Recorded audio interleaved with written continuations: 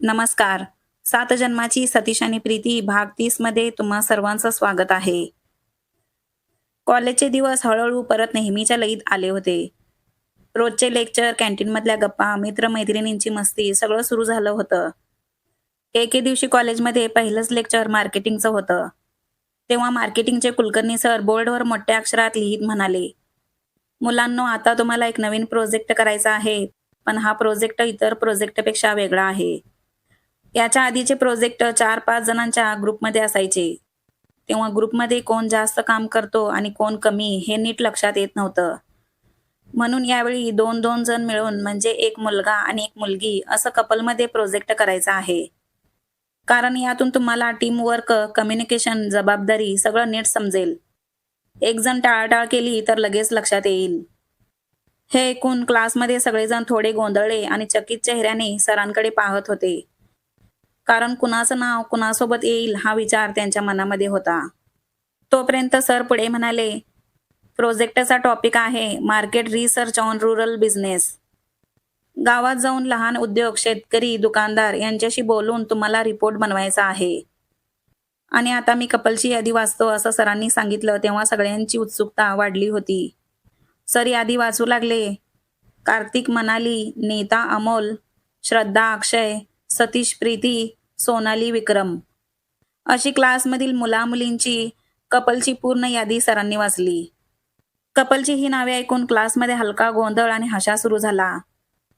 कारण कोणाला आपली जोडी चांगली आहे म्हणून समाधान होतं, तर कोणाला कोणासोबत आपली जोडी नको होती. कुलकर्णी सरांनी कपलची यादी वाचून दाखवताच कुलकर्णी सरांचं लेक्चर संपलं आणि दुसरं लेक्चर सुरू झालं. तेव्हा त्या लेक्चरवर कोणाचंच लक्ष नव्हतं. कारण प्रत्येकाच्या मनात नवीन प्रोजेक्टची थोडी चिंता आणि थोडी उत्सुकता होती. 2 लेक्चरनंतर ब्रेक झाला आणि प्रीतीचे सगळे मित्र-मैत्रिणी कॉलेजच्या बागेमध्ये बाकांवर जाऊन बसले. तेव्हा कार्तिक मजेत म्हणाला, "काय यार प्रीती, तुझं नाव माझ्यासोबत यायला हवं होतं. माझं काम किती सोपं झालं असतं. जोडी भारी जमली असती आपली." कार्तिक असं म्हणताच प्रीती थोडी लाजून बाजूला बघत हसली. तेव्हा नीता एकदम मिश्किलपणे कार्तिकला डोळा मारत म्हणाली, "कार्तिक, कितीही बोललास तरी फायदा नाही. ज्याच्या नशिबात प्रीती आहे त्यालाच प्रीती मिळणार. समजलं का?" सगळ्या टाळ्या वाजवत हसत असतात. पण कार्तिक हात वर करत ओके ओके म्हणत हसत असतो.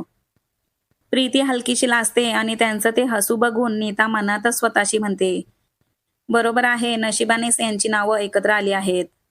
तेवढ्या सोनाली ही म्हणते, "माझी जोडी जर सतीसोबत असती तर अजून मजा आली असती." तेव्हा मनाली लगेच म्हणते, "अगं, कोणाचं नाव आलंय त्याच्याबरोबर गप्प प्रोजेक्ट कर ना. आपल्याला काय त्यांच्यासोबत लग्न करायचं आहे का?" मनाली असं म्हणता सगळेजण पोट धरून हसू लागले आणि सोनाली मात्र नाक मुरडत राहिली. प्रीती फक्त हसून सगळं ऐकत होती. पण सगळ्यात जास्त आनंदी चेहरा जर कुणाचा होता तर तो सतीशचा असतो. त्याच्या मनातलं खरं सुख कोणालाही दिसत नव्हतं. त्याला वाटलं देवानेच ऐकली माझी प्रार्थना. 2 दिवस पूर्णपणे प्रीतीसोबत वेळ घालवता येणार, यापेक्षा मोठा आनंद नाही. सतीच्या चेहऱ्यावर हलकासा लालसरपणा आला होता आणि डोळ्यात चमक होती. सगळा गोंधळ, हशा, चिडवाचिडवी चालू असताना सतीचा आनंद मात्र गगनात मावेनासा झालेला असतो. कॉलेज सुटल्यावर सगळे आपापल्या प्रोजेक्टच्या तयारीला लागले होते. कोणी इंटरनेटवर रिसर्च करत होतं, कोणी डायरी काढून नोट्स लिहित होतं. सतीश मात्र थोडा वेळ प्रीतीकडे बघत होता. शेवटी धीर करून तो प्रीतीला म्हणाला, "प्रीती, आपल्याला प्रोजेक्टसाठी दिलेलं गाव जवळच आहे. प्रोजेक्ट 2 दिवसात सबमिट करायचा आहे ना, तर आजच थोडा वेळ काढून आपण जाऊया का? माझ्याकडे 2 व्हीलर आहे. तुला कम्फर्टेबल वाटत असेल तर आत्ता जाऊया. नसेल तर उद्या 4 व्हीलरने जाऊया का?" तेव्हा प्रीती हलकीशी हसत म्हणाली, "अरे, प्रॉब्लेम कसला? चालेल, आपण 2 व्हीलरने जाऊया. आजच सुरुवात केली की उद्या थोडं हलकं वाटेल." सतीशच्या चेहऱ्यावर एकदम उजेड पसरला. त्याच्या मनात धडधड सुरू झाली. आजचा दिवस वेगळाच आहे. तिच्यासोबत इतका वेळ मिळणार असा तो विचार करत असतो. सतीशने बाईक स्टार्ट केली. प्रीती हलकेच मागे बसली. पाय नीट ठेवून तिने दुपट्टा सावरला. गावाकडे जाणारा रस्ता हिरवागार झाडांनी भरलेला होता. हळूहळू बाईक पुढे सरकत होती आणि वाऱ्याने प्रीतीचे केस हवेत उडत होते. सतीश गाडी चालवत होता. हळूहळू वारा वाढला आणि प्रीतीचे केस वाऱ्यात उडत तिच्या चेहऱ्यावर येऊ लागले. ती कधी हाताने केस बाजूला करत होती, तर कधी हसत हसत रस्त्याकडे बघत होती. सतीश आरशातून हे सगळं पाहत होता. तिचं हसणं, केसांशी खेळणं सगळं त्याच्या मनाला भिडत होतं. केस बाजूला करत असतानाच प्रीतीची नजर अचानक आरशावर गेली. तिला जाणवलं सतीश तिच्याकडे बघत आहे. क्षणभर नजरानजर झाली. सतीश एकदम थबकला. तो हसत थोडा गोंधळला. प्रीती हलकीशी लाजली आणि बाजूला बघू लागली. गावाकडच्या रस्त्यावर दोन्ही बाजूला हिरवळ, शेती आणि मोकळं आकाश, वारं मंद सुटलेलं होतं. प्रीती उत्साहाने आजूबाजूला बघत म्हणाली, "किती मस्त वारा आहे ना? आणि हे हिरवंगार वातावरण खूपच छान वाटतंय." सतीशने हसत उत्तर दिलं, "हो खरंय, मलाही असं नैसर्गिक वातावरण खूप आवडतं. शहराच्या गोंगाटापेक्षा हे जास्त शांत वाटतं." दोघं हसत बोलत जात असतात. अचानक पुढे एक खड्डा आला. गाडी खड्ड्यात गेली तसं सतीशने जोरात ब्रेक दाबला. गाडी हलली. क्षणभरात प्रीतीचं डोकं हलकं सतीशच्या पाठीवर टेकलं. तिने घाईघाईने त्याच्या खांद्याला धरून तोल सावरला. सतीश थबकला. गाडीवर तोल सावरतानाच त्याच्या नजरा आरशातून प्रीतीवर गेल्या. प्रीतीची नजरही त्याच्याकडे भिडली. क्षणभर दोघे दचकले. नजरानजर झाली, पण लगेचच प्रीती गाडीवरून खाली उतरली. तिने केस ठीक केले, स्वतःला सावरलं आणि परत गाडीवर बसली. तेव्हा सतीश म्हणाला, "प्रीती, तू बरी आहेस ना? तुला कुठे काही लागलं नाही ना?" तेव्हा प्रीती गंभीर चेहऱ्याने त्याला म्हणाली, "नाही, पण सतीश, जरा नीट गाडी चालव ना." सतीश मिश्किल हसत हात जोडत म्हणाला, "सॉरी मॅडम, पुढच्या वेळी लक्ष देतो." दोघंही नकळत हसले. प्रीतीचं हसू पाहून सतीशच्या मनात विचार चमकून गेला. रागावली तरी किती गोड दिसते ही. देवाने सगळा गोडवा बहुतेक हिच्या चेहऱ्यावरच भरला असावा. गावाचा रस्ता अजून बाकी होता. गाडी हळूहळू पुढे जात होती. पाठीवर बसलेली प्रीती, तिच्या हसण्याचा गोड आवाज, वाऱ्याने उडणारे केस सगळं सतीशच्या मनाला वेड लावत होते. त्या क्षणी त्याला खरंच वाटलं, जर वेळ थांबवता आला असता तर हा क्षण कायमचा आपल्या जवळ ठेवला असता. क्षणभर त्याच्या मनात विचार आला, हा प्रवास संपूच नये आणि प्रीती आपल्या गाडीवर अशीच बसून राहावी. पण शेवटी गाडी गावात येते. गावात दोन्ही बाजूला हिरवीगार शेती असते. कुठे गुरं चरण्यात गुंग होती, तर कुठे लहान मुलं खेळत होती. प्रीती उत्साहाने म्हणाली, "वा, किती सुंदर आहे गाव. अगदी मोकळं, शांत आणि हिरवगार." सतीश हसून म्हणाला, "हो, शहरात आपल्याला असा अनुभव मिळतच नाही." "चल प्रीती, आता आपल्या प्रोजेक्टला सुरुवात करूया." गावच्या चौकातल्या एका छोट्या किराणा दुकानाजवळ सतीश आणि प्रीती गेली. दुकानदार गोड हसत म्हणाला, "या या, काय पाहिजे?" सतीशने नम्रपणे सांगितलं, "आम्ही खरं तर कॉलेजमधून प्रोजेक्टसाठी आलो आहोत. थोडे प्रश्न विचारले तर चालतील का?" दुकानदार म्हणाला, "का नाही चालणार, विचारा." प्रीतीने नोटबुक उघडत विचारलं, "तुम्हाला रोज साधारण किती इन्कम होते आणि त्यातून किती खर्च निघतो?" दुकानदार हसून म्हणाला, "मॅडम, दिवसाला साधारण 3 ते 3,500 असं सामान विकलं जातं. पण त्यातून 1-1,500च माझ्या हाती उरतात. मालांना ट्रान्सपोर्ट, भाडं, वीज यावरच बाकीचा पैसा खर्च होतो." सतीशने लक्षपूर्वक नोंद केली आणि पुढे दुकानदाराला विचारलं, "मग महिना शेवटी तुमच्याकडे किती नफा उरतो?" तेव्हा दुकानदार उसासा टाकत म्हणाला, "म्हणजे महिन्याला 15 ते 20,000 मला नफा होतो. पण कधी पावसाळ्यात विक्री कमी होते, कधी जास्त. शेतकऱ्यांकडे पैसा असेल तर बाजारात गती असते, नाहीतर थंडच असतं." प्रीती डोकं हलवत म्हणाली, "म्हणजे तुमचा नफा हा शेतकऱ्यांच्या परिस्थितीवर अवलंबून असतो?" "हो मॅडम," दुकानदार हसत म्हणाला, "गावातलं सगळं शेतावरच चालतं." किराणा दुकानदाराकडून सगळी माहिती घेऊन सतीश आणि प्रीती दोघे एका शेतात गेले आणि शेतकऱ्याशी बोलू लागले. तेव्हा शेतकरी माती हातात घेत हसत म्हणाला, "बाबांनो, आम्ही वर्षातून 2-3 वेळा पिकं घेतो आणि या पिकांवरच आमचं उत्पन्न अवलंबून असतं. पिकं आली तर बरं असतं, नाहीतर सगळा तोटा होतो. कधी अवेळी पाऊस झाला तर नुकसान होतं, तर कधी पाऊस झालाच नाही तरी पण नुकसान होतं. खतं, बियाणं, औषधं सगळ्यांवर खूप खर्च होतो.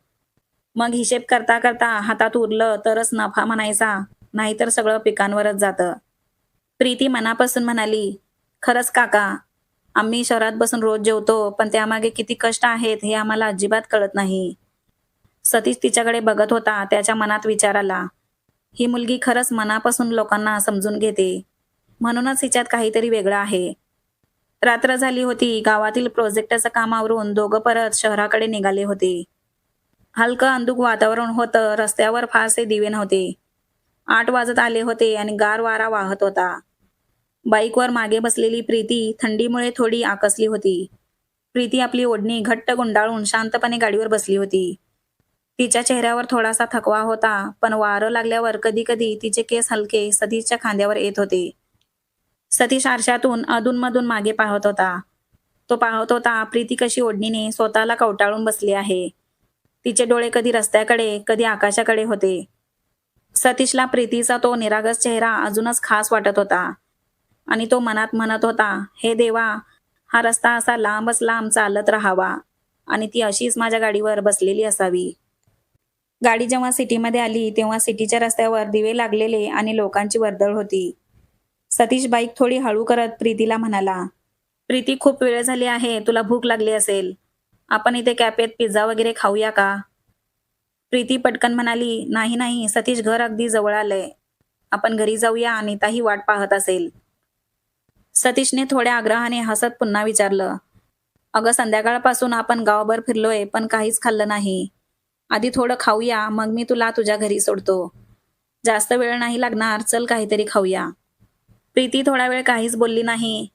मग सतीशच्या चेहऱ्याकडे पाहून हळूच मान हलवली. ठीक आहे, चल. दोघे कॅफेमध्ये गेले. आत पाऊल टाकताच प्रीती थोडी थबकली. कॅफेचं वातावरण खरंच खूप सुंदर होतं. मंद लाईट्स लावलेल्या कोपऱ्या कोपऱ्यात लहानशा मेणबत्त्या उजळत होत्या आणि हलक्या आवाजात रोमॅन्टिक म्युझिक वाजत होतं. बाहेरचा गोंगाट इथे अजिबात ऐकू येत नव्हता. सतीशने खिडकीजवळच्या टेबलावर जागा घेतली. मेनू कार्ड प्रीतीसमोर ठेवत तो हसत म्हणाला, ही आजची ट्रीट माझ्याकडून आहे. तू फक्त सांग तुला काय खायचं आहे. प्रीती थोडी हसली आणि मेनू कार्ड बघत म्हणाली, चालेल, मग पिझ्झा आणि कोल्ड कॉफी ऑर्डर करूया. ऑर्डर येईपर्यंत दोघेही हलक्या फुलक्या गप्पांमध्ये गुंग झाले होते. कधी कॉलेजच्या गोष्टी तर कधी गावातल्या प्रोजेक्टमधल्या मजेशीर आठवणी सांगत होते. थोड्याच वेळात वेटरने पिझ्झा आणि कोल्ड कॉफी आणून टेबलावर ठेवली. सुगंध पसरला आणि त्या वातावरणाला अजूनच गोडी आली. दोघंही हसत हसत खात होते. प्रीतीने पिझ्झाचा मोठा तुकडा उचलला. तुकड्याबरोबर चीज लांब लांब ताणलं गेलं. ती हसत म्हणाली, वा, किती चीझी पिझ्झा आहे. मला असा चीझी पिझ्झा आवडतो. सतीश लगेच म्हणाला, मग अजून एक पिझ्झा ऑर्डर करू का फक्त तुझ्यासाठी? प्रीतीने पटकन मान हलवत हसत उत्तर दिलं, नको रे, हा एकच माझ्यासाठी पुरेसा आहे. बाकी तू खा. त्या मंद प्रकाशात मेणबत्तीच्या ज्योतीत प्रीतीचा चेहरा आणखीच मोहक दिसत होता. सतीशची नजर प्रीतीवरून हटत नव्हती. मनात एकच विचार फिरत होता, हे आपलं पहिलं कॅन्डल लाईट आहे. ही रात्र मी कधीच विसरू शकणार नाही. प्रीतीलाही त्याचं हसणं पाहून नकळत हसू येत होतं, पण ती काही बोलली नाही. फक्त दोघांमध्ये एक वेगळी शांतता पसरली होती. जणू त्या क्षणाने त्यांना जवळ आणलं होतं. पिझ्झा खाल्ल्यानंतर त्यांनी बिल चुकवलं आणि कॅफेमधून बाहेर पडले. गाडीवरून परत येताना प्रीती थोडी शांत होती. सतीशने तिच्या घरासमोर गाडी थांबवली. प्रीती उतरली आणि हसून म्हणाली, थँक्यू सतीश, आजचा दिवस खूप छान गेला. सतीशने फक्त मान हलवली. त्याच्या डोळ्यात समाधान होतं आणि मनात एकच इच्छा होती की असा क्षण आयुष्यात पुन्हा पुन्हा यावा. प्रीती घरात गेली आणि सतीश बराच वेळ गाडीवर बसून राहिला. तो दिवस त्याच्या आयुष्यातला एक अविस्मरणीय दिवस होता. तुम्हाला सतीश आणि प्रीतीची लव्ह स्टोरी आवडत आहे का, हे मला कॉमेंट करून सांगा आणि आवडत असेल तर या व्हिडिओसाठी एक लाईक आणि चॅनलला सबस्क्राईब करा.